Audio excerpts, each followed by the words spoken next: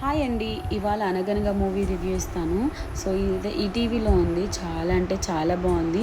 And 2025, 2024లో the best movie అని చెప్తాను so far. చాలా అంటే చాలా బాగుంది. అండ్ ఎమోషనల్ సూపర్ వర్కౌట్ అయింది. అండ్ ఇదేంటంటే ఒక సన్ అండ్ ఫాదర్ రిలేషన్, ఇంకా మన సొసైటీలో స్కూల్స్ ఎలా ఉన్నాయి అది రియల్గా చూపించారు.